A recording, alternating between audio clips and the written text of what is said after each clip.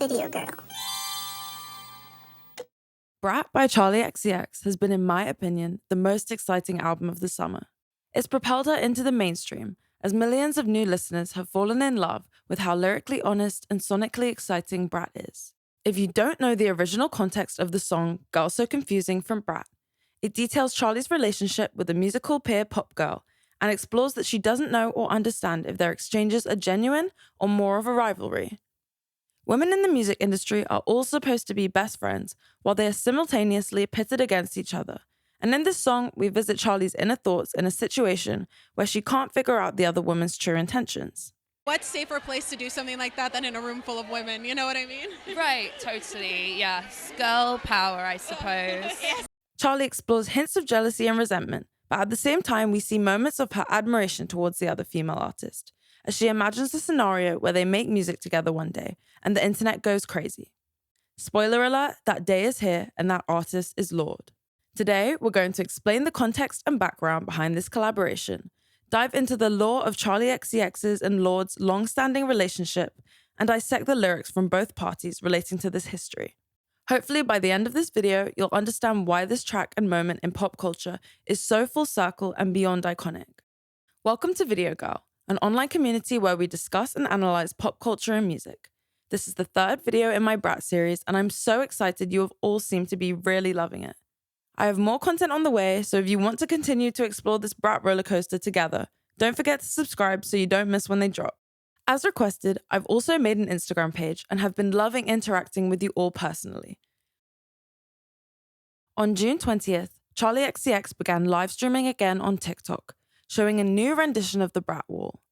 If you don't know about the Brat Wall, make sure to check out my previous video that's a part of my Brat series for context. The new wall painted over the previous deluxe album lettering and now read out in black paint, "There's 3."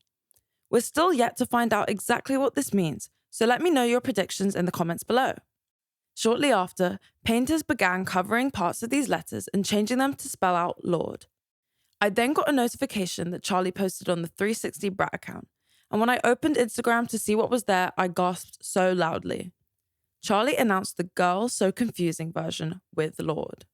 When the original version of Girl So Confusing came out on Brat, there was a lot of discourse with fans debating who this song was about. If we go all the way back to August 2022, when Charli first created her private burner account, which we talk about more in detail in my previous video, there's a screenshot from a Q&A, back when the account only had a few thousand followers. Charli was asked if she will ever collaborate with Lorde, to which she answered very candidly, "I want to. We speak about writing a lot, but it never seems to happen and I don't know why. I sort of go round and round on it in my head. Why doesn't this happen? It's actually something I want to ask her about."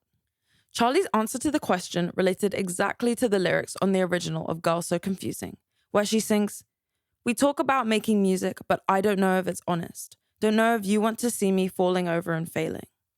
But where did these feelings of confusion and resentment towards Lorde stem from? The lore. Charli and Lorde's relationship goes all the way back to the early 2010s. Lorde had initially blown up at only 16 years old with her breakout hit Royals, released in June 2013. Charli's first smash hit was I Love It in 2012 with Iconopop, and in 2014 she had 2 monster hits, Fancy with Iggy Azalea and Boom Clap, which was the leading song from the Fault in Our Stars soundtrack. Lorde became known for her introspective writing and unconventional pop sound, while Charli became known for her larger-than-life, angsty radio anthems. Ultimately, Charli XCX and Lorde were both having their huge breakout moments around the same time. Another thing to note is that they both wore their hair out in big, voluminous waves, which caused them to often be mistaken for one another. I believe this is why Charli sings, "People say we're alike, they say we've got the same hair," in Girl So Confusing. It became a running joke in Charli's fanbase to refer to her as Lorde, as she was constantly mistaken for Lorde and would often go along with the joke. One of my favorite songs that you have is Royals. Where did you get the inspiration for that? Royals came from, just me looking at how I'm from New Zealand, from a small town, and I'm not really part of that bougie lifestyle culture. In November 2022, Lorde, Charli, Caroline Polachek, and Phoebe Bridgers all played the Primavera Sound Festival, and Lorde revealed that they all shared a group chat during this time, where they would communicate with each other, go to dinners together, and watch each other's sets. In the original Girls So Confusing, Charli sings, "You always say let's go out, so we go eat at a restaurant. Sometimes it feels a bit awkward because we don't have much in common." Perhaps this period of time is where Charli's lyrics stem from. So what caused Charli's resentment? In an interview with Rolling Stone UK in May 2024, Charli revealed that she compared herself to Lorde a lot during 2014. She said, "When Royals came out, I was super jealous of the success that song got and that Ella got. You piece all this stuff together in your brain like, she was into my music, she had big hair, I had big hair. She wore black lipstick, I once wore black lipstick. You create these parallels and think, well, that could have been me. But it couldn't have because we're completely different people. I wasn't making music that sounded anything like Royals. I think you just read what you want into it because you're feeling insecure about your own work." It's been 10 years since Charli started being compared to and compared herself to Lorde. Perhaps the running joke in Charli's fanbase also started chipping away at Charli's insecurities more and more over the years. In the original version of the song, Charli reflects on her and Lorde's artistic differences. "You're all about writing poems, but I'm about throwing parties. Think you should come to my party and throw your hands up," in reference to Lorde's 2013 hit Team, where Lorde sings, "I'm kind of over getting told to throw my hands up in the air, so there." Art is subjective, and just because two artists have different approaches to making their art, it doesn't take away from the validity of the others. Different things inspire different people, and that is the magic of being an individual. I do sympathize with Charli, as if you're constantly being compared to another woman for a whole decade, you're naturally going to question yourself, and furthermore start overthinking your interactions with that person, reading into the small things. But what was going through Lorde's head during this time? Trigger warning, eating disorder, and body image struggles. I feel as if the best way to discover what was going through Lorde's head is to get right into her verse and analyze her lyrics. She starts with, "Well, honestly, I was speechless when I woke up to your voice note. You told me how you'd been feeling. Let's work it out on the remix." It sounds like Charli had sent Lorde a long voice note explaining her years of bottled up feelings. I can't help but think this may have been inspired by that question from her Q&A on her 360 Brat account. Charli did say she wanted to ask Lorde about how she had been going around in her head about them never actually committing to collaborating on music. The line, "Let's work it out on the remix," is so iconic to me, signaling the start of her raw and upfront string of confessions in the lyrics to come. Lorde interpolates and responds to Charli's verse and sings, "You'd always say let's go out, but then I'd cancel last minute. I was so lost in my head and scared to be in the pictures." She then goes on to detail why she didn't want to be photographed at this time. "Because for the last couple of years, I've been at war in my body. I tried to starve myself thinner and then I gained all the weight back. I was trapped in a hatred and your life seemed so awesome. I never thought for a second my voice was in your head." I mean, wow. Lorde essentially opens up about her struggles with food and body image, in which Charli clearly had no idea. Lorde alludes to the fact that she thought Charli's life was so together and perfect that it didn't even occur to her that their interactions would be replaying in her thoughts, as Lorde was so focused on her own insecurities. We can really see a parallel here in theme with Charli's lyrics in Rewind, where she says, "Nowadays, I only eat at the good restaurants, but honestly, I'm always thinking about my weight." In a scientific study, it was revealed that at age 13, 53% of American girls are unhappy with their bodies, and this grows to 78% by the time girls reach 17. Another statistic states that approximately 91% of women are unhappy with their bodies and resort to dieting to achieve their ideal body shape.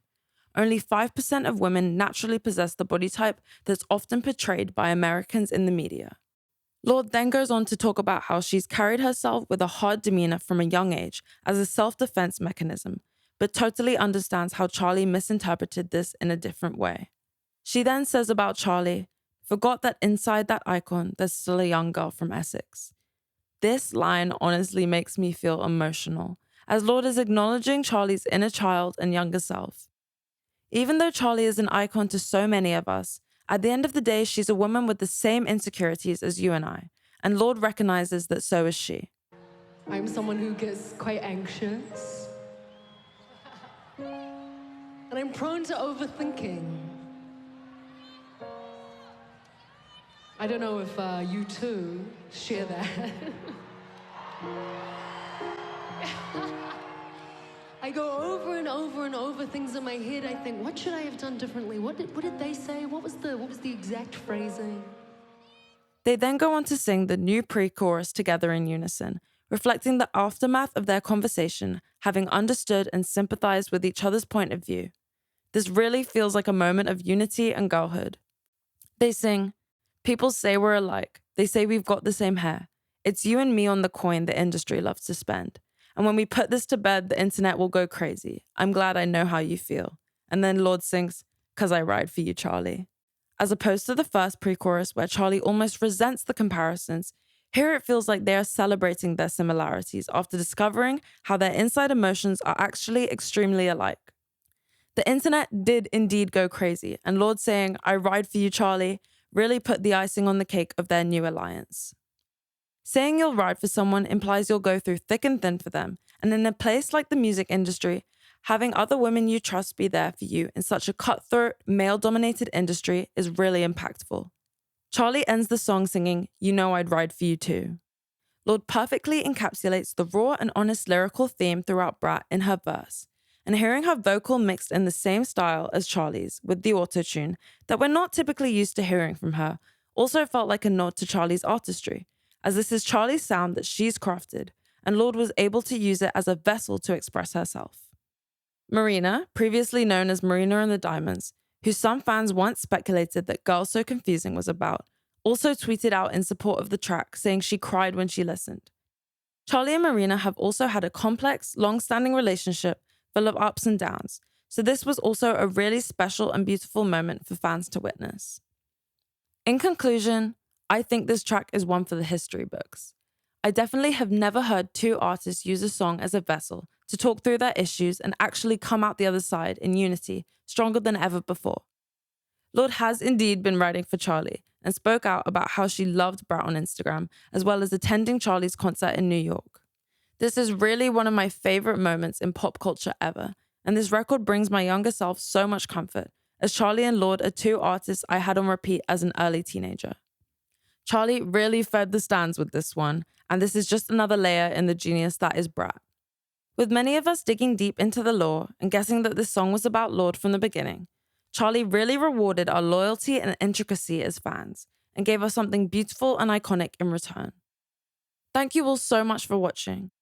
As you all have really seemed to love my Brat series, I have a couple more videos coming, as well as some on other artists too, so make sure to subscribe so you don't miss them if you haven't already.